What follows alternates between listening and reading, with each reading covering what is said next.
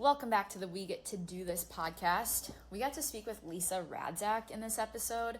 Lisa is Executive Director of WithAll, which is an organization that is helping with eating disorder prevention and recovery and helping young people feel good in their bodies and with food. This episode was incredible. We want to give a heads up front here that we did talk a lot about eating disorders, disordered eating, body dysmorphia, different topics in that realm that may be sensitive for some listeners. There are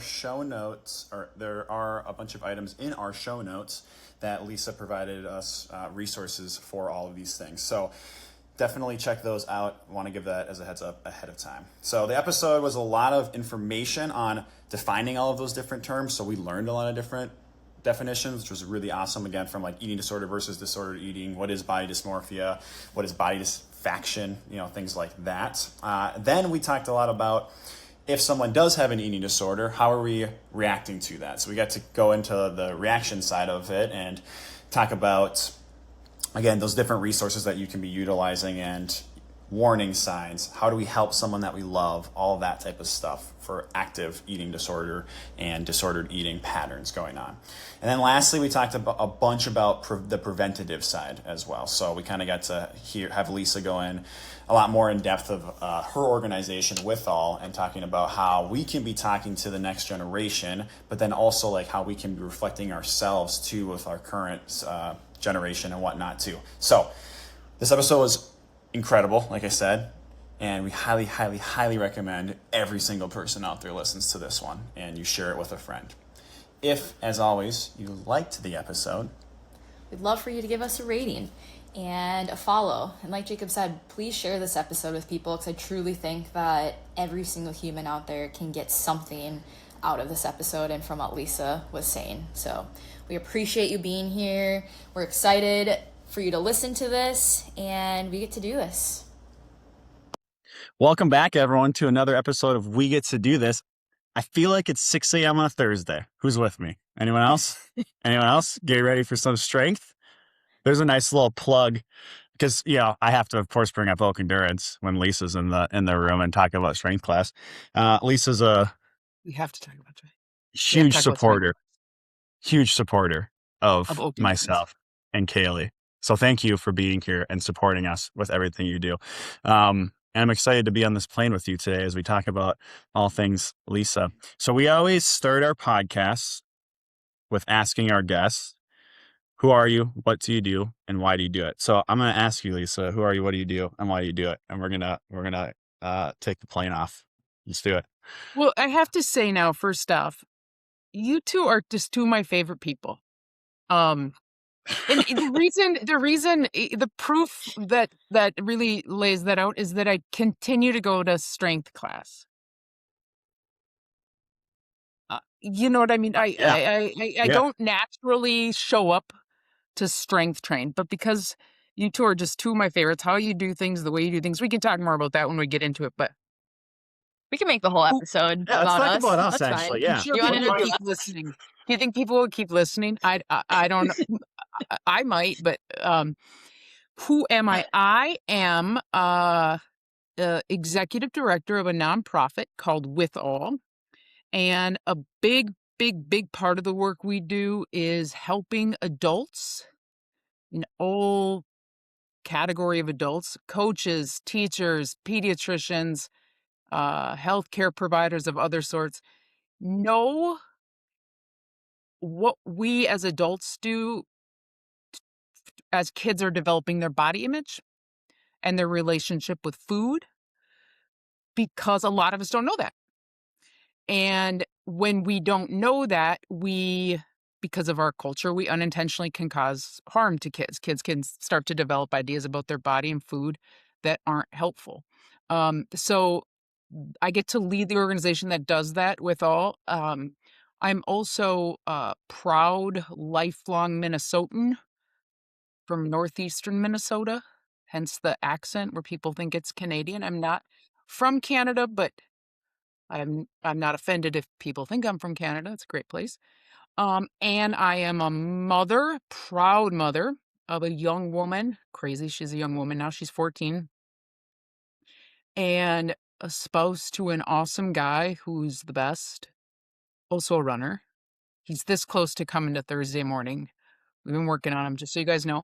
Nice. And and a dog parent, and he's being ridiculous. He's outside right now and he won't come in, but I don't blame him. It's really nice out. So that's who I am. And what I do at WithAll is, as I said, I get to lead the organization, and I'm sort of the one, I saw this, someone else said this, like the one that makes all the messes and creates the fires that other people put out. That's the funny side, haha. But it is the, like, I sort of am, for better or worse, and maybe the two of you can relate to this as entrepreneurs yourself. I see what could be, right? And I see what's very, very possible and out there, and we have to go get it, and we have to build things to make that so. And sometimes that creates a little bit of mess, a little bit of headache, a little bit of, problems for my colleagues, but they're a wonderful group, and we just kind of keep making progress and reaching more and more folks with the work that we're doing to ultimately benefit young people. Why do I do it? Should I keep going? Yeah, Please. please. Okay, I do it because, well, now I can't not. So it started out, what seems like 150 years ago, which was more like 25 years ago. We'll back way up. At about age 5, my earliest memory of this is feeling bad about my body because of how it looked. I was about age 5, and I remember what I was doing. Had made this homemade Halloween costume, and someone said, like, "Oh, you need to watch it. You're getting chubbier," like that. But I can remember what the room looked like. I can remember, even now, I can feel how I felt.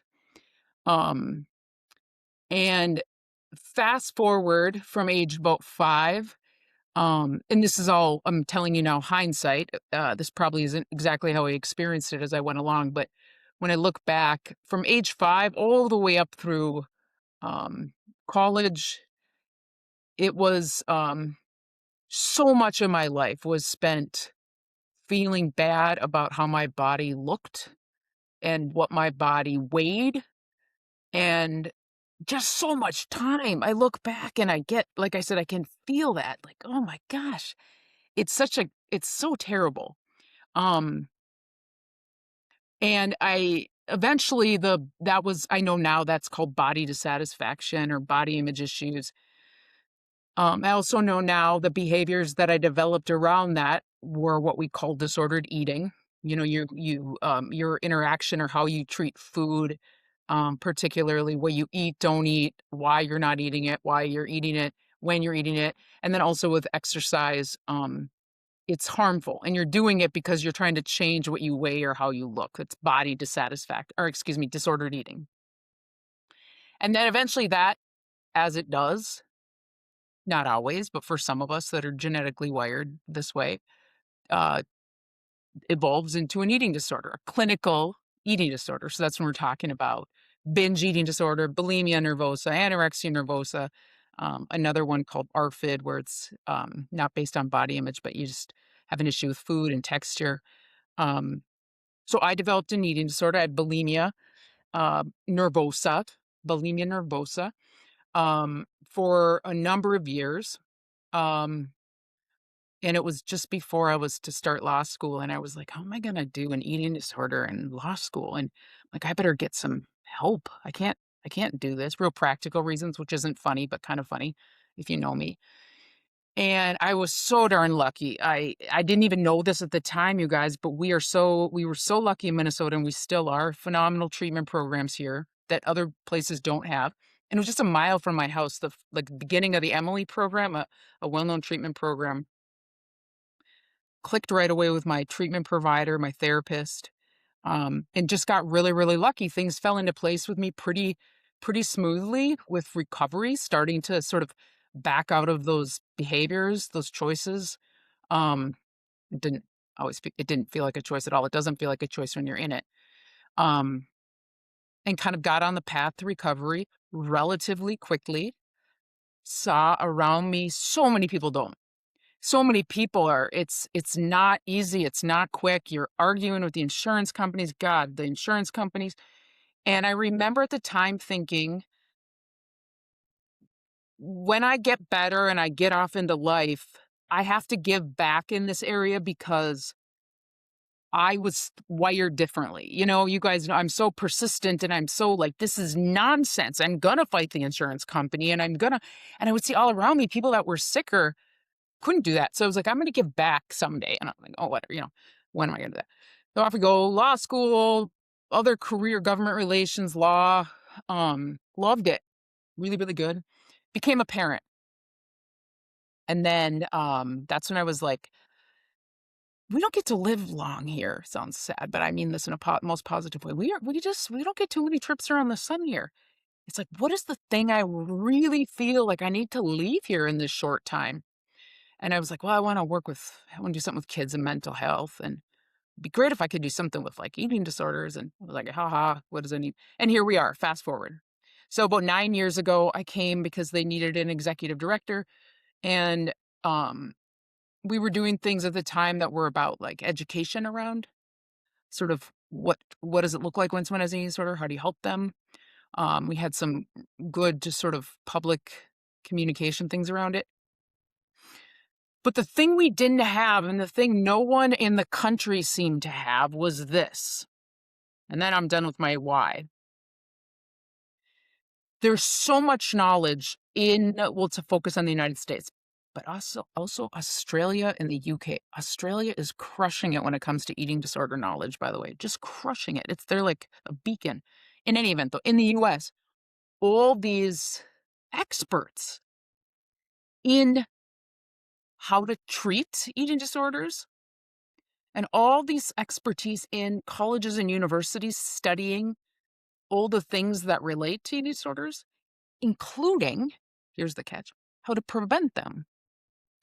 And I was looking around and I got to think to myself, it's a hell of a deal, because once someone has a clinical eating disorder, not always, but very often, it takes a while before they got there. They've been in it for a minute or years, right?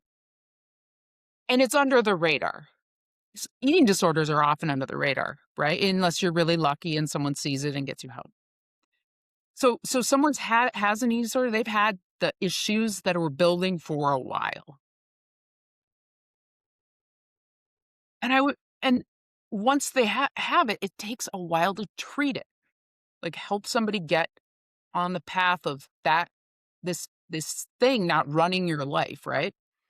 And I remember thinking, you know, it's the damnedest thing. What if we didn't wait for kids to have eating disorders? What if we went way early and started to take what all these experts know about how you treat them and what these experts know about how you help prevent them, and bring it to Main Street from academia, from treatment programs, which most of us, God bless us, won't interact with, and get it way out to Main Street where the moms and dads and doctors and coaches and teachers are, in a way that can make sense. And so that's what we've been doing since 2019. Do you guys always wait this long to talk? Or am I just talking too much? No, I have a lot of questions. I just wrote down like a half a page in notes. Were you guys like, jeez, this is a long intro? Is this the longest intro you've had? That was one of the best intros, and we've had a good. lot of good intros I've ever. Was it the longest? That pulled me in so hard. I was gonna say I'm sucked in. I was like, I feel like I was reading a book, like a Oh, you good. know. No, but Thank let you me for ask you, because sharing I all want that. to win. I want to win. Was it the longest? I think that was might have been definitely the longest. Oh yeah, that was definitely Okay, longest. good. I want to win. Okay. I haven't even thought about it as a prevent. Like it's like I'm like having one of those like, oh duh, like the preventative side. It's the same thing that we talk about all the time with like. No, it's very in alignment. Not treating a symptom, treating the root cause of. Yeah, I think that's why we're both pulled in, is because that's literally both of our mission. That's why we strength train, and why that's like Jacob's passion is to not get injured. And then also for me to like, acupuncture helps with people not getting sick and helps with mental health also. Like, it's why are we waiting for the issue to like blow up when we could just like avoid it in the first place. And then So I think, I don't want to speak for you two, but once you see things that way, it's really hard to like, because you see everywhere how all the places we don't do that. And it's just like, oh my gosh, we could be getting ahead of this. yeah. Mhm. Sometimes it's a bit of a curse, you know? Yeah. Well, and that's why, I mean, so I come from a nursing background, so being like in the hospital, and that's very like typically it's very reactive. And we need that. There's times and places for that, just like the Emily program with you guys. Like you need to still have like once it is an issue. But I think Absolutely.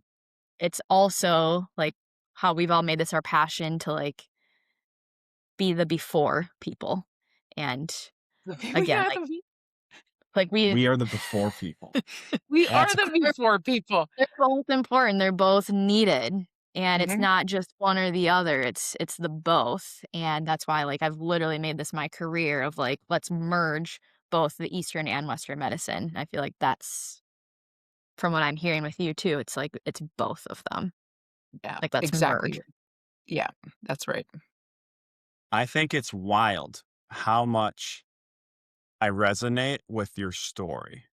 Like I can, because when you were like, I had the first thought at like age 5. Then I'm thinking back, and I was like, what was my first thought? And I remember distinctly being at a pool and taking my shirt off, and a friend of mine going, "You put it away." In quote.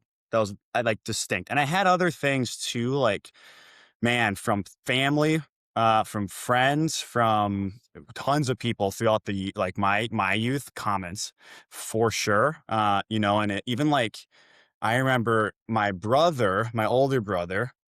I remember I mean, I have to be careful. I'm just gonna do it. I don't think he'll really care. He went through a phase where I remember he had like stomach issues and was like only drinking orange juice for some reason. This is how I remember it. And I remember thinking, he's really thin and I'm not. So maybe if I do that, I'll get really thin. And then like he was a runner in he was in 7th grade. He was 2 years older than me. In 7th grade, he was a runner. And I was always told, like, because your body, you need to be a football player. And I remember looking at him and like the sole purpose, one of the sole reasons I'm doing what I'm doing now was because I saw his body type and was like, if he's running and he's thin like that, and people are telling me, I'm going to follow that and go and it sent me on this crazy life altering trajectory, you know? And there's silver linings because like you and me and Kate, I won't speak on her behalf for her story, but look what we're doing now and the impact we get to make because of like the hardship that we dealt with and the stories. But yeah, I got to go deep there for a second. I Well, think it's important to think about that. well, it's not deep to me, not no deeper than the one thing we could talk all day about and into the night is this interesting. I think about this so often, especially thinking about this conversation today. The running and weight stigma for runners, and what a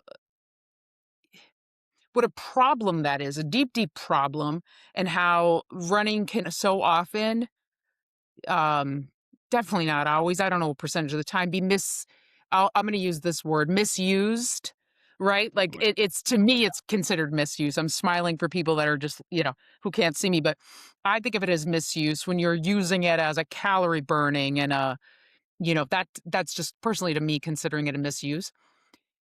Um, and it's all those things. But then it's like, and because of that, maybe some of us got into it, to your point, Jacob. But then it blew the doors off of everything for us. Like it is none of those things now for some of us. And I think about if it hadn't been the first part, I wouldn't be here. But if it had stayed the first part, I would have been done with running so long ago because it is none of those things now, right? And all the ways we could talk about like, actually, if we wanted to be smaller and more of the thin ideal, we probably wouldn't even run or strength train. For some of us, like we get smaller when we're not. And so anyway, that's a whole conversation, and maybe I'm confusing now, but I just think that's a fascinating two sides of the coin that you can consider a lot. Yeah, I mean, is it so then to also input my first memory of like body stuff was 10th grade. I won't say his name, but also got a comment that he like asked if I was pregnant. And because I used to have like more like bloating and just like I carried more like weight in my like belly area. I was still like very petite and small, but I remember him asking that. And so then that's like I've always been so self-conscious about like my midsection area like since that time in 10th grade. But like is that like with all the people you see too, like does everyone have like a childhood story of that or like like or is it I know like obviously like adults can develop eating disorders too, but it just seems like from who I've talked to that there's like it seems like that it's so prevalent to have like some kind of childhood like that core memory of somebody saying something or something happening where then that does just like stick with you your whole life. Yeah. Well, there's kind of two things in what you said that I think are interesting. First off, does everyone have like a core memory? It seems to me in this work, like you start talking about what we're talking about now, try it even. You go talk about this to somebody else, they'll be like, I remember one time. And then the funny thing will happen is you'll be talking to somebody and at first they'll just be smiling and nodding and you'll be further in a conversation. They'll be like, wait. And then something will like come to them and they'll be like, oh my God, I never realized like how significant that was for me. And so that's one. Two, as I did the work and I was talking about the introduction of sort of what I do and why I do it, the end point is the eating disorder stuff, right? But I think you heard as I was talking, I kind of laid out in my story the spectrum, right? Like some of us, and I feel like this is maybe where you're identifying, Kailee, like um, you can have the body dissatisfaction, right?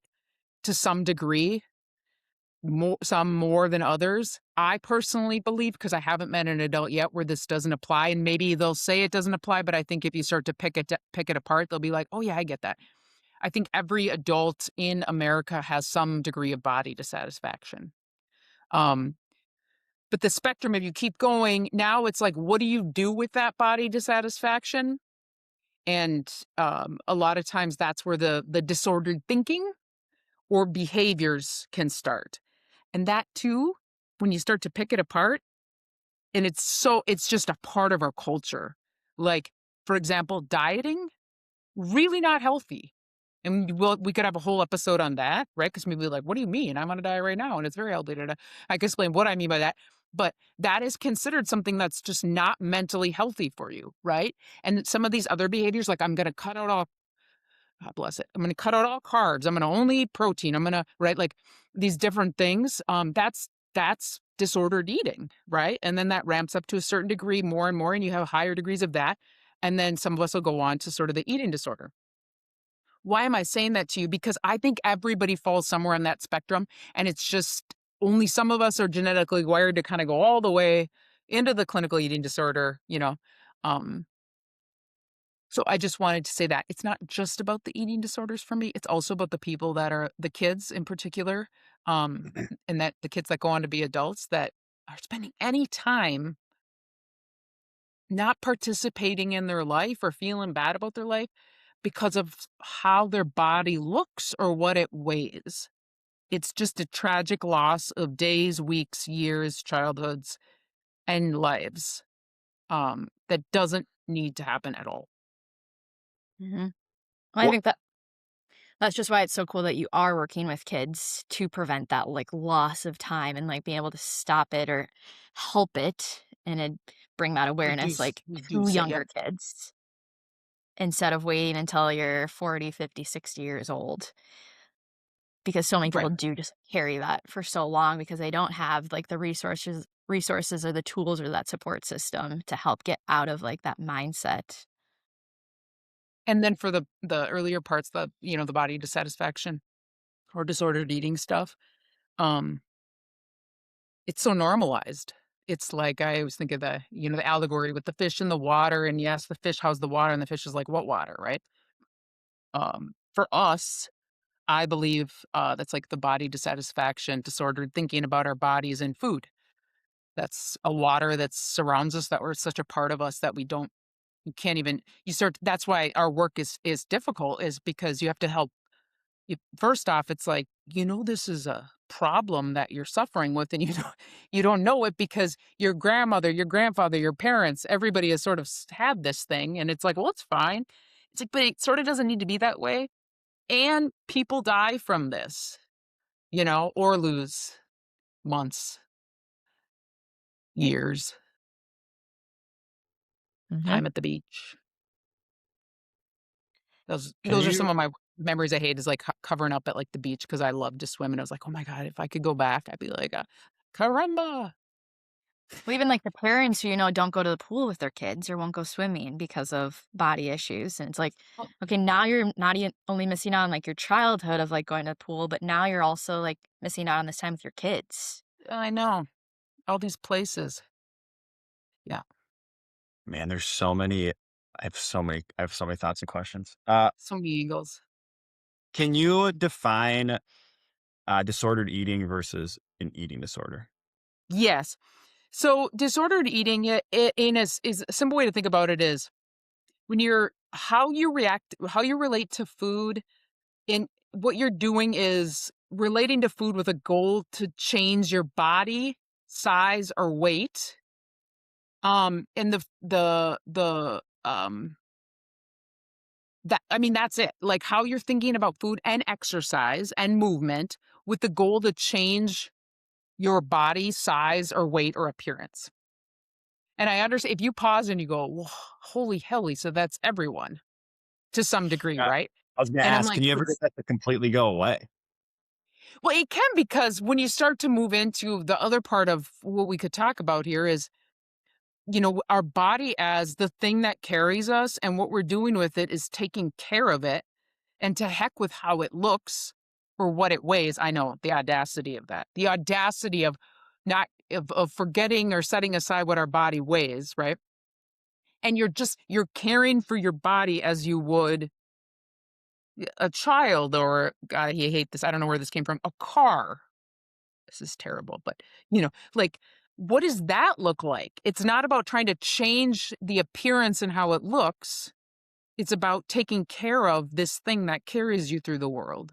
And I do feel like we have an easy audience here with I'm imagining your listeners, the two of you.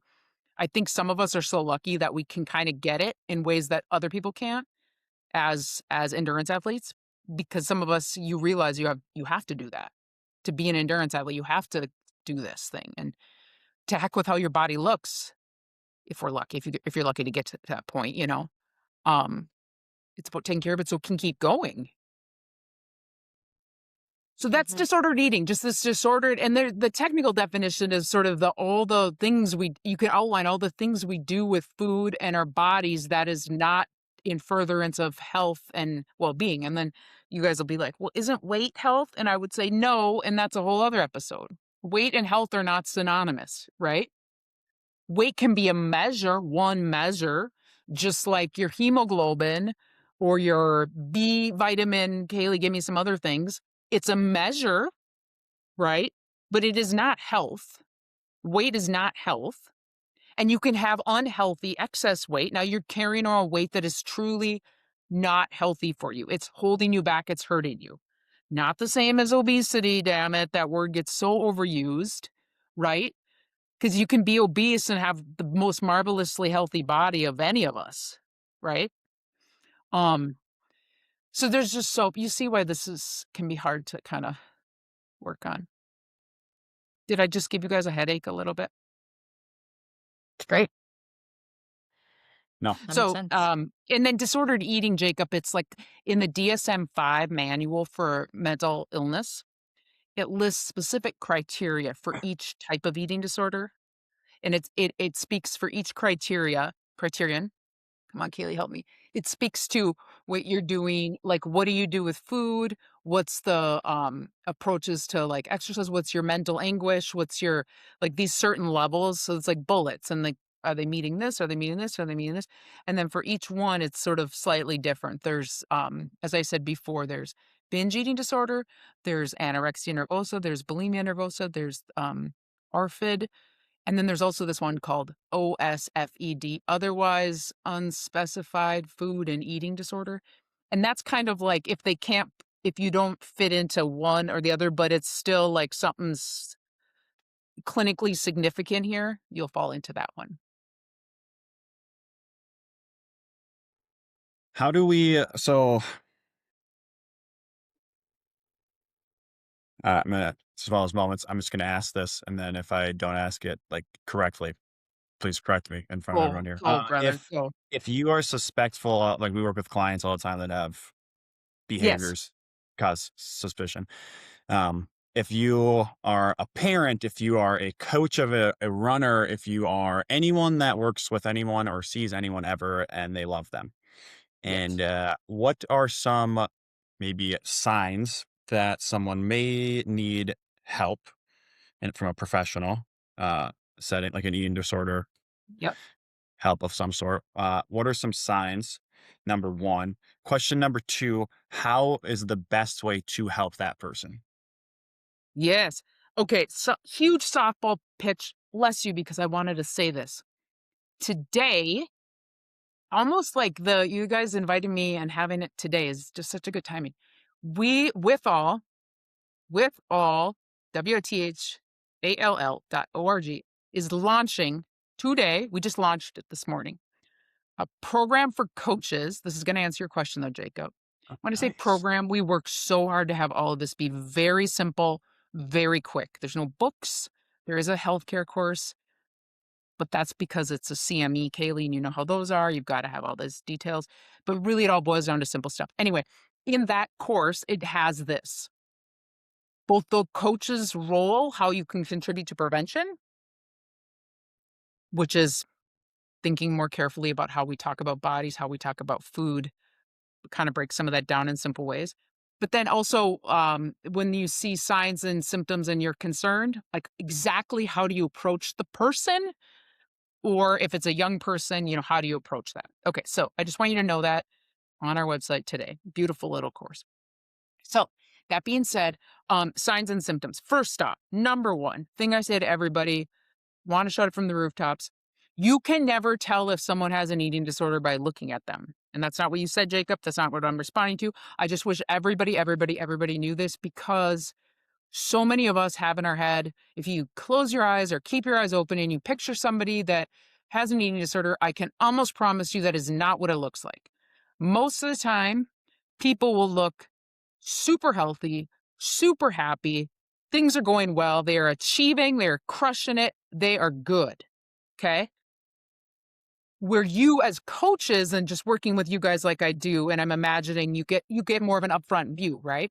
So now you're beyond the sort of how does it look, and you're starting to see like their energy is not what it could be. And you kind of have a sense of like where they're at with their energy, right? You can, as I got done talking about how you can't tell by looking at somebody, if someone's dropping weight though suddenly, regardless of their size, okay, you do not have to be X thin in order to have an eating disorder. You can have a large body. If they're dropping weight suddenly, that's a flag. But please don't make it be about like, but they're not super thin. Well, it doesn't matter if they're super thin. If they're dropping weight suddenly, we have a problem, right? If someone's talking a lot about or more than, I feel like as we get older, maybe we don't do this as much, but younger kids maybe talking a lot about how their body looks, what they weigh, seeming to kind of always go back to appearance, just more than you kind of that vibe you get where you're like, this is kind of the back to this again, a little bit more and kind of routinely. For younger people, maybe others kind of covering up their body more, like they're kind of trying to hide, certainly cutting out groups of food groups, sudden like veganism, vegetarianism, um, God knows, not to diss diets by certain adults, because maybe people have made these choices carefully. But if they're all of a sudden like, I'm not going to eat this, I'm not going to eat this, I'm not going to eat this, it's like, why? And now they're on it. And For coaches, especially trainers and working closely with folks, when it's like a compulsion to get in their workout, like they have to, um, weakness, energy drain, so many other things there. And then you kind of can get into, now I'm talking too much here, but the REDS, the relative energy deficiency in sport. Um, that's a little bit more nuanced, and there's criteria there that can like blood tests can help with and some other things, but those are the big ones to be aware of for symptoms. And then what to do? First off, it's really important to say something if you're concerned, right? If you just let it go unnoticed, then they'll think it's not noticed. And I think the thing to remember is it's not about doing it perfectly. And if there's very little chance we cause harm by saying we see something and we're concerned. What the best guidance is on this is use I statements. I'm seeing this. Use objective observations. Like you've come the last couple weeks. I've heard you say this. I've seen you do this. Just objective, not like, well, I'm feeling something's off, or I think, here's what I'm seeing. I'm concerned about you. I'm not an expert in eating disorders, or I'm not an expert in whatever you may be dealing with. But I think there's something here, and I know there are people that know about these things and can help. Right? Like this is on our website too and other places, what to do if concerned. I'm not an expert, but there are people who are that can help with this. I really think you should get it. You should visit somebody to have them just evaluate. Like maybe some of the stuff has gone further than you want with your body or food. Just like we all can fall into this, especially when we're training really hard and some of these other things, right? Did that help, Jacob? Yeah. Is taboo the right word? Like, what I'm trying to say, like Mention it. saying eating disorder, like being like, I'm, using all the correct terminology you said and whatnot, like, and then Yeah. saying you Well, the reason approach I that. backed onto that is someone was just telling me this. We work with experts who work with athletes, especially. They're Right. experts in eating disorder treatment. They work with athletes, and one of the things is that some people will shut down immediately because of our damn cultural sort of terror of eating disorders, and you should be able to figure it out yourself and all this other nonsense, right? But because of that, it carries this loaded sort of, what are you calling me, a freak? Right. That's what I'm Right? saying. Yes. So that's why, and because you and I and most of us don't know, right? Like it may be not be an eating disorder. I mean, like it's best to just, I'm concerned about you. This is what I'm seeing. I think you should have somebody who knows more about this stuff than me look into this for you. Best case scenario, they say no, there's no issue. But and just say this can easily happen in our areas because we can all kind of slip down the slide pretty quickly. Right. Yeah, it's hard. I've been in the industry now for over 5 years, and so I've worked with. I've seen this numerous times, tons of times. And so Yeah. has Kailee. We talked about it a lot, and it's every time it's very hard. I'm like always confused as to what to do. Whether I see someone like all the warning signs you just said, right, or like frequent injuries, never heal. The things of Yeah, like that one. having to get an exercise. I even like sometimes some people I'm lucky enough to literally see like them for like 4 hours straight for some reason. Like they'll come run at the gym, they'll have a strength session 2 hours later, right? And you just kind of notice like the way they act around food or whatever, or just the way people talk with me, right? And then, yeah, I have struggled a lot with like how to approach that, and I think I've maybe gotten a little better, but I think that that's going to help me a lot. So thank you for sharing all of that, and I will Well, and I'll definitely say be something that too from section. my own personal. Someone called me out one time on some things I was doing with food and exercise, and I'll never be able to go back and thank that person, and I was annoyed and I was mad and I was embarrassed and I was ashamed. You are truly contributing to saving a life, sometimes literally, um, but you maybe are one of 2 people, 3 people that get the person to then take action. You don't know. Right. I can't think of a greater service to fellow humans than I care about you. Here's what I see. I'm not an expert. You don't have to go through something that's harder. There's help for this. You don't have to do this thing that's so hard in our culture alone. You know, it's just a huge gift you're giving the person. But I do know it's not easy. The good things sometimes are never easy. What are the resources? Like, is so say one of our athletes or patients, or like for a parent that has their kid, like where should people be sending their loved ones when you say like I'm not an expert, but these people are? Oh, sure. Oh, thank you for asking, Kaylee. So two things. One, um, for if you're a parent and you have a solid relationship with your young person's pediatrician or family medicine doc, um, there's those types of practitioners that are very solid in uh doing an assessment to check if a kid is doing okay or an older kid and adult. Here's the deal, and I don't want to diss any doctors, but there's a hard reality here that a lot of docs get very, very, very little training in eating disorders. They get almost no training in sort of dietetics. Um, and so there's a lot of docs that are flying blind. They maybe memorize the DSM-5 criteria, but that doesn't mean they know sort of how it looks or how it presents. So there's an org, and I can send you guys this link for the show notes. It's called NC, the National Center for Eating Disorders Excellence, and they have this little primer on, the basics of eating disorders in young people, and then here's it's called the SCOFF questionnaire and assessment tool. Why am I telling you about that? Because if I had concerns about my kid, what I would do, and this is what we recommend to people, I would want to send that to my kid's doc or practitioner ahead of time to be like, can you make sure you're aware of this stuff because I'm going to be bringing Junior in and I want to make sure we're on the same page.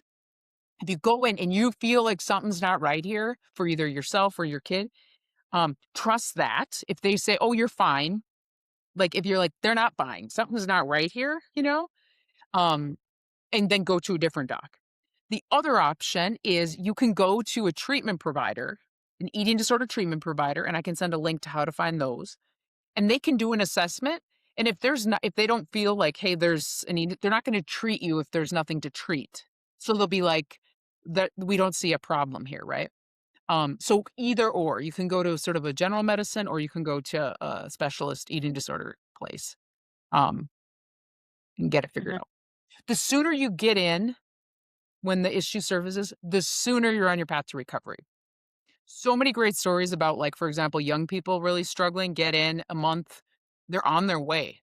I mean, a month, right? It doesn't need to be like a lifelong commitment. Sometimes it takes a while if it's been there a while, right? Mm-hmm. Thank you. So speaking directly to parents that Yes. have kids, Yep. does like how you help change how does how you help them change in terms of like talking to them slash like a provider, right? Like if it's an adult, going as a coach, have client, whatever, you go and talk to them, you maybe address them, right? Kids, obviously, if they're 5, 10, 15, whatever, they might just have a different way of communicating, understanding. Does it change at all? Like if you're a parent worried about your child, would any of that Well, change, I guess? not by much, really.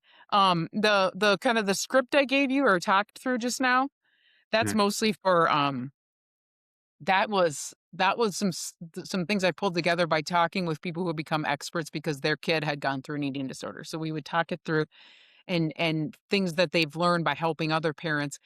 Um, I was chuckling. I laugh at probably inappropriate times, but um, in my daughter, being 14, one of the things but I think this could be true with even like clients that you coach. Um, for parents, the level of resistance to what you're saying is probably more intense.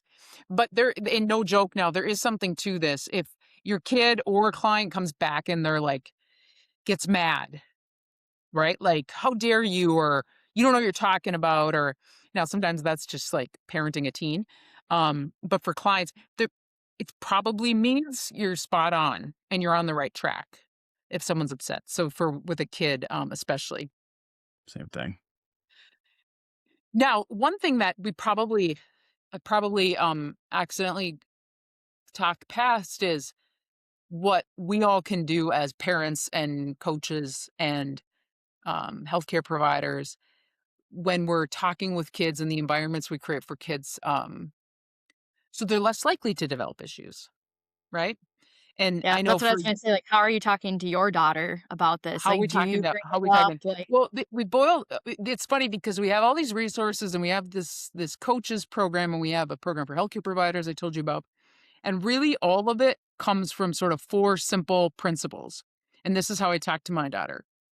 Um, First off, never separate a kid out or anybody because of their body appearance or weight from a behavior. What do I mean by that? I said that very awkwardly. If you let's say you two decide one day to go on and have a couple of kids. Let's just say. And one of them, they'd be very good kids, but one of them is got, this type of body and the other one's got that type of body, right? One thing we say, there's like the garden, this is the biggest principle, I think. Don't if it's good for one, it's good for all, right? So like at dinner time, at snack time, at family exercise time. Can you imagine your guys' family exercise time? Family exercise time. It's not about, Joey is gonna get this and Amy is gonna get that. It's like if it's good for Joey, it's good for Amy and it's good for Kailee and it's good for Jacob. We're all going to do it together. That seems so obvious, but you'll be surprised. Do you know what I mean? Like, Yeah. and even with like, I heard a pediatrician on the radio about had hives. She was on TV and I had the TV on. And she was like on something like Good Morning America. And she suggested, even to this day, I feel like I want to fight her a little bit. This was like last year. This was like last year. She said, she had the audacity to say this, ready? She recommended that if you have a kid who has clinical obesity, what you should do is they should have a big glass of water before dinner. And she said, this is what she said, pull them aside and have them have a big glass of water before dinner. And I'm like, oh, I can feel it. We're back to the body shame feeling again, you guys. I can feel it all the way from here to like my toes. And just like, oh my God, why would you? If a big glass of water before dinner is what you all think is good, then everybody has a big glass of water before dinner. Do you know what I mean? And really, is this what we're doing? So that was an expert tip. This is what I'm saying. We got to be a little suspicious um, so what we do for one, what's good for one is good for all, right? The other one is don't tie, I have to pause and think about this for a second.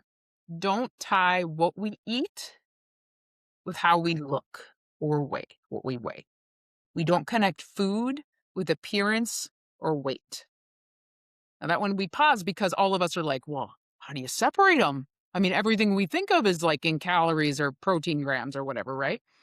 But we're talking about kids here, and this is the thing. Kids are not young adults. They're kids. Their brains are still forming. They don't have all this sort of, I'm going to call it baggage that we all carry around. They're coming in fresh. And some of this stuff with my daughter when she was younger, it almost seems like cheesy or like she's going to catch on, like she knows what I'm up to here. But if you just keep it like baseline and you're just doing the things, they don't have what we have with this stuff, right? So one, we don't tie food to appearance and weight. Similarly, we don't tie exercise to appearance and weight.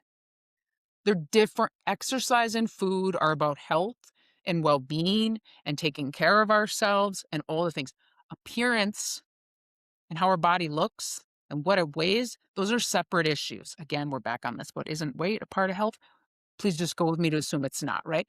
When you confuse those two with kids, when you bring this together with kids, when you start making what we eat and how we move, tying it to how we look, you're creating the nonsense sauce that all of us sort of have carrying around inside of us.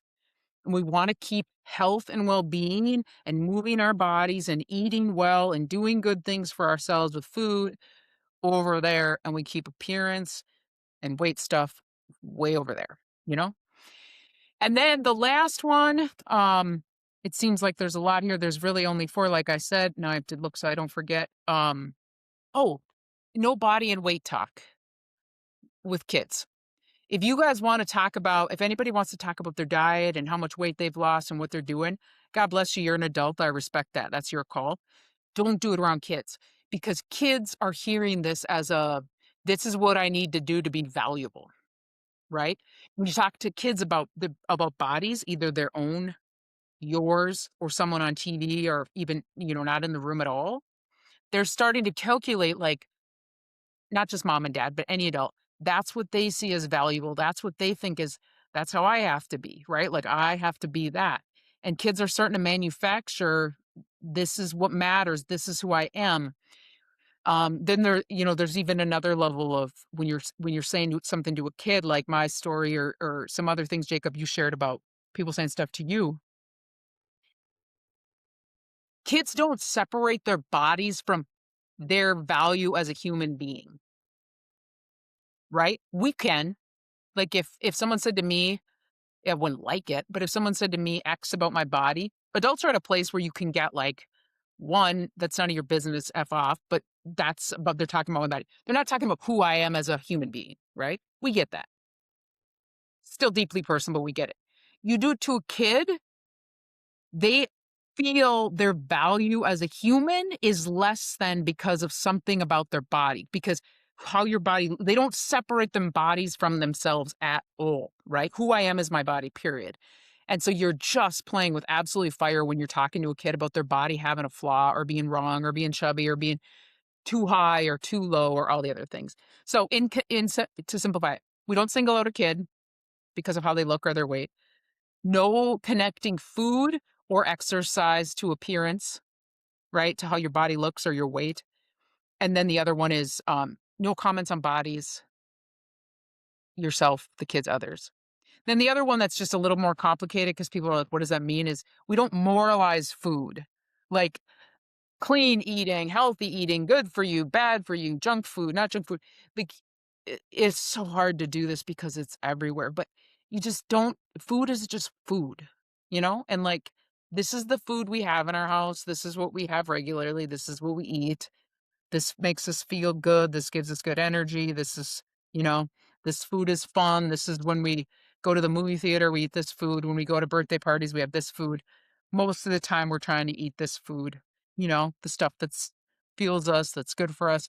It's not about, like, we're better because we, it's clean and junk food and bad. Just, like, leave it at the door. We're all exhausted from it too, and kids don't need that. Kids don't need it. Mm-hmm. It seems Yeah. simple in my head. I guess it sounds more complicated, but it's really not. No, I think that's great. I think those are Oh, awesome. that's what I do with my daughter. Those are the things I do with my daughter. That poor little petri dish. I think it's hard to like. I love how much you make me think before I ask my questions. Okay, so you labeling food, like you just said, we don't want to do that. However, when I went to the movie theater on Saturday, perfect example. I actually did go to movie theater, and I ate popcorn, and I drank Coke, and had a box of Junior Mints, and my tummy hurt afterwards. A decent amount, right? So we're going off that feel. I bet it Because did. I'm at a point where, like, Kaylee and I You know talk that. about this. It's feeling like I'm at a better right. Marvelous. I have those other thoughts that come in for sure, but I, like, have gone through these different phases, and I'm at a point now where it's like, even like alcohol, right? Like, easy example, right? I don't like how I Right. feel, right? So now the question then is, with the rise in less movement in the world and Yeah. less access to foods Yes. that make us feel better. Now, how do we go about, you might not have an answer for this, but how do we go Yeah. about bridging that specifically in young kids, right? Like, you go Well, to a playground, good. no, I'm sorry. You were still talking, Jacob? I'm sorry. No, I Like, mean, that's are you basically it. kind of saying, but facts are facts? Like, some foods are actually make us feel better. Exercise makes us feel better, right? Like, Yeah, I think I'm saying, like, how do we encourage things like movement and things that make us feel good without using negative labels associated with them, so that so so well you don't said. end up with yeah. You do exactly what you just did. Hmm. It's you did it exactly. And this is there's an expert from the U of M, by the way, the University of Minnesota. Incredible we are so, like, there's some world's greatest experts on some of this eating disorder prevention stuff at the University of Minnesota. It's crazy, and like have been for decades. Whatever. I have this one doctor of everything that I do this to, where I'm like, well, you mean to tell me, and I'm going about like Takis. My kid used to love Takis, and I'm like, there's no justifiable reason why she should ever be allowed to eat Takis. They're only horrible. And this, we go on and on. And she did to me what kind of, you start to realize what, so get back to your question, Jacob. We don't tie those things to how our bodies look or our weight. We tie them to how they make us feel and why they're good for us, separate from weight and appearance. Why? Because at the end and it's like, well, yeah, but, and all of us have this like baked in. It comes with it, the weight thing, the appearance thing. It's just there. It's like with it all the time. You can't let it go. Kids don't have that. So even though we know there's some level of this appearance thing, this weight thing that travels with whether or not we eat well and whether or not we are moving our bodies frequently in ways that are vigorous and make us feel good, kids don't have that. And also for all of us to realize, like, if we listen to how we feel, we don't need it either. So for example, you gave such a great example of the foods at the movie theater. Same thing. I would be so sick if I ate those three things, right? I'd just be like dying. And then it's like, listen to that. How'd that work for you? And it doesn't mean you're not going to do it again, but you're not going to feel good. And same for kids. Like when they eat that, and my daughter, she'll have this horrendous combination of things. And I'm just like, oh my God, I'm trying so hard not to say like, don't, oh my God. And then she'll be complaining about her stomach. And it's like, oh, that's so sad. I feel so bad for you, and just let the stomach do the talking, right? Or when she loves to move. And I'm so grateful for my work because I can see it up front. Kids want to move, they have all this energy. And like, I felt like biggest thing for as parent of a young kid is like, our job was like to get her space to move frequently. Like she had this big appetite as a kid and she had this big yearning to move, right? And so and I know we're lucky and privileged, right? Like some people don't have parks and spaces and they have to work and their kid has to be on a screen because the screen is like the babysitter. Like there's some real hard realities there. I don't mean to pretend like there aren't, like real hard realities. But when you can give a kid space to move and then like check in with them, like, how's your body feeling? It's like, you know how it is. It's like you could fly because you moved around and you weren't just sitting, right? And like letting our body sort of do the talking and remembering, like for you guys, this too. Like, why do we go out for a run? It's not because of what it does for our bodies anymore. It's because like, holy hell, like the difference in a day when you go out for a run versus when you don't, or when you go move in any form, you know? So I love that's, that. I'm glad it made Man, sense. the times I was like told to sit still as a kid when I just needed to be let out the front door. Turn them loose. That's what it was. I still do that to him. Like, go out for a run, Jacob. Go, Just leave. go. Just go. I don't know yeah, I wish there was greater awareness around that. And also, some of us are just higher appetite motivated. It's like a thing. This is, higher appetite motivated and lower appetite It's motivated. you mean like we crave more food, or what do you mean by got that? food and we're hungrier and we feel it Like more in and general. we want to eat and we enjoy food more. And this is like a genetic thing. Like you don't choose it. So some of us had it. I had it. And what did I learn is like shame around that. Like you shouldn't be hungry and you shouldn't eat as much because other girls aren't. Well, lo and behold, I also Mhm. had an engine that could go 150,000 miles an hour and not quit. So the correlation between those two, like if we empowered people to kind of connect that dot, like, yeah, if you have a kid who's hungry all the time, I will bet my right arm they also want to move hard for long periods of time. And I think about, I'm convinced, Jacob, you might be there too. In the evolutionary story, I was like on the watchtower, and then I was like, I gotta go save the people. So we had to have a high appetite because we had to fuel up because we had to go run hard for saving the tribe or whatever we did. You're describing me to a T. Yeah, I know it. 1,000%. Since I I know was it. probably a baby, I've always Yep. been like that. Yeah, Always. lots of you're not you're not alone. And I wish there was more awareness on that because people will see a kid who likes to eat a lot, and it will be like, oh my God, my kid is going to Yeah, be right. fat, which is like the worst thing in Right. the world, right? Yeah. It's like, well, maybe there's a reason they're hungry a lot.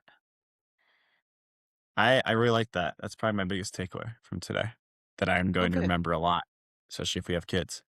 Because Yeah. if we have two, the odds are good. One of them will want to move a lot like I did. Yeah, I think But one even of them like, will move a lot. e- I I think the don't have odds a are crystal and ball, but if I'm they gonna go out don't, and bet kids are gonna move a lot. Just throwing that out there. They're also probably gonna be pretty kind and pretty smart and pretty fun. But I have to say one other thing. Can I tell you guys about one thing for your listeners? You can cut yeah, this Yeah. out if you want. We have a 5K August 8th. Live brave to benefit with all. August 8th. It's a USTAF course, 5K or 1 mile. You should see how fast these people do this 1 mile. I said last year I'm going to do it, but I would be sad if I couldn't run as fast as I did the mile in high school when I wasn't as fast. Anyway, Live Brave to benefit with all. It's on our website, and you can put together teams either for the 1 mile or even if you don't want to go, you can put together a team to not come, which would not be characteristic of you guys or We your do an open audience. I'm endurance sure, team. but can you that'd be fun. imagine your listeners not actually running, just signing up? I don't see it. No, we're going to get a I bunch of don't. people there August 8th. Yeah, That sounds I fun. think if Anna's listening, she'll be there. Anna's gonna come. Anna, you listening? Anna. You going to be there? Anna's listening. Think we can get Wade there? I'm putting this episode in the group me. I'm going to be like, everyone needs to listen to this episode because I Lisa think is a big part of literally everyone in general needs to listen to needs this to listen episode. to this, This whether you're a was parent or not. incredible. Or can I ask another question though? Anything you want. Are we going Is too there long? ever a time and to I don't know exactly how to ask this, but okay, say for example, you can tell that somebody has maybe been working out or has been like they're not just losing weight because they have an eating disorder. Like you can tell like, oh, you've been moving more, like you are like making more conscious decisions around food. Is there ever a time to comment on that person and their looks? And like, is it okay to say like, you're looking really strong right now? Like, is there like, are there words to like kind of acknowledge, or should you just leave it and never like say anything? So appreciate you asking. From Lisa's perspective, in this chair, never ever. But you're hearing from a woman who has very strong opinions in one direction on this. The reason why, though, let me say why. Never ever say you're looking great because a couple of things. One, what if they tomorrow hurt their toe? Ooh, I didn't even do that on purpose. Do you see that? Kailee is familiar with toe issues. Let's say tomorrow they hurt their toe and now they can't do what they're doing. Automatically, then it's like, no, they can't do what they're doing to look how they look, right? No, they're going to go back to looking how they did look. And so with that positive, very well-intended, kind-hearted idea of commenting, now they're carrying no, I don't look good anymore, right? The other thing is, and now you're talking about when you're working with somebody pretty closely, so this maybe doesn't apply. So often we'll comment on someone's appearance or body. We don't know what they did to get there, right? Like what if they're only eating, pick a food, I'm not going to name a food, but pick a food, and it's terribly unhealthy what they're doing. Like it's terribly unhealthy. Now it's like we're encouraging that. So to your point though, I feel like you're talking about is acknowledging how hard they're working on their health. And the byproduct of that, Or even if it's is a the parent or the that body has looks seen their different, kid. right? What's that? Even if I'm it's like sorry. a parent that has seen their kid come from one spot and now their body image is different. So the parent does have an understanding. Like, is that Oh, sure. I would say the I would say the same thing. And actually, we went through something with my daughter and her thyroid, so I have personal experience with this. I just really think it's about like, how are you feeling? Do you feel good? You seem like you feel good. Your energy seems good. You seem solid. I mean, this thing you just said from that's kind of what threw me into my eating disorder is I had this idea of here's what I need to do, lose weight, da da da da. And it was like cut out all these foods, do these things. And all the adults, it felt like were coming from miles away. I swear to God, it felt like, oh my gosh, Lisa, you look so good. You look beautiful. You're just beautiful. Look how incredible you look. Da, da, da, da, da. And that is just the worst thing when a kid is growing, especially you're going through puberty and your like body is still changing. And it's like just focus on how they feel. And it's not about how they look. That's just this is Lisa's perspective. Yeah. No, thank you. That's what I Thank you was for asking. I looking appreciate for. you asking. Can you Very give me an thoughtful. exact way to answer or exact way to compliment the people I work with in terms of never strength training ever in their entire life, and they strength train for a year and are super strong now? How do you compliment that You just did person that to me not too long ago, a couple classes ago. in You a good said, "Wow, way? you are getting stronger." And Cancel. I was in the middle of, yeah, is this for me? Did you want to say I've gotten strong? Did you want to say I've gotten stronger, Jacob? Is this No, what because this that's is not about? what this is about. No, I Yeah, was doing like a sled pull thing. Is that what it's called? I'm never going to keep track of what they're called. that's And okay. You can just keep while coming I to was open in the gyms, strength movement, I classes. didn't walk in and you're like, wow, you're getting stronger. Cause I'd be like, piss off, Jacob. What are you doing? I was in the middle of a movement and you said, wow, you're getting stronger. Okay. That's very different than like someone walks in and you're like, you're getting stronger. You know what I mean? I'm in the middle of a movement. So just that while they're doing the thing, look at how much Yeah. stronger you're getting and look at how you're breathing better when you're doing it. And that's So like my strong your opinion. arms. So like, could you say like your arms are getting strong, or keep like any like look thing like that out of it? Just I like would leave it out. I you're would getting leave it out. strong. You know what I mean? Because Yeah. if you look at my people that, sorry, people always say, oh my gosh, my arms are so strong. You two know how not strong my arms are. Mhm. Everybody's like, oh my gosh, your arms are so strong.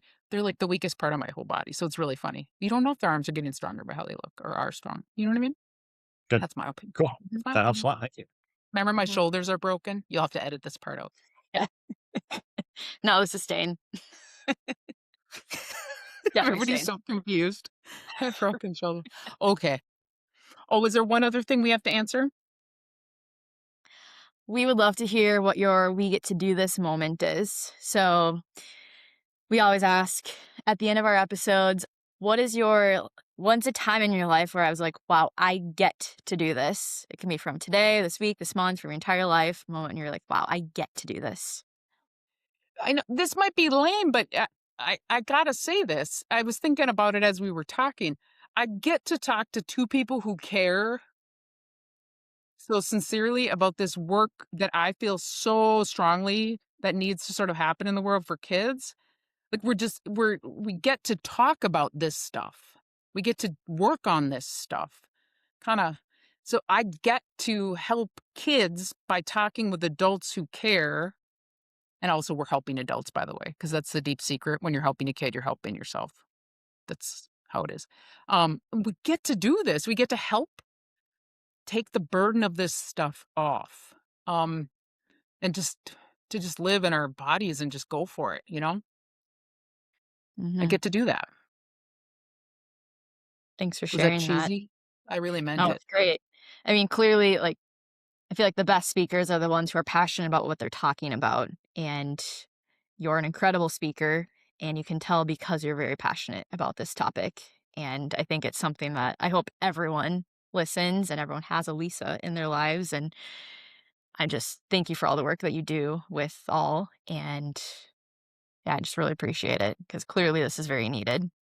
Yeah, I'm Thank you psyched so about much. all Thank you of for this. saying that. Thank you, Jacob. You're the first person I have filled a whole page and some of notes. Wow. I'll send you after the links I said to, okay? Yeah. So do you have any? So I have the NC org And with Speed, I'm all going to send you the find a treatment provider, find ED help. I'm also going to send you the coaches yeah certification course. I'm going to the send you what to 5K. do if concerned. Go ahead. The What? 5K. the Oh, that's 5K amazing. And the organization. Live Brave to benefit with all. Okay. Mm-hmm. Thank you for listening to all of that. This was so fun.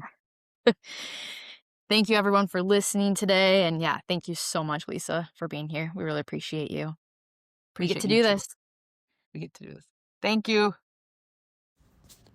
Wow, Kailee, we made it through another episode. What do you think? We would love if you would go give us a follow, a 5-star review, and comment on the episode and what you liked and what you'd like to see more of. See you next time. We get to do this.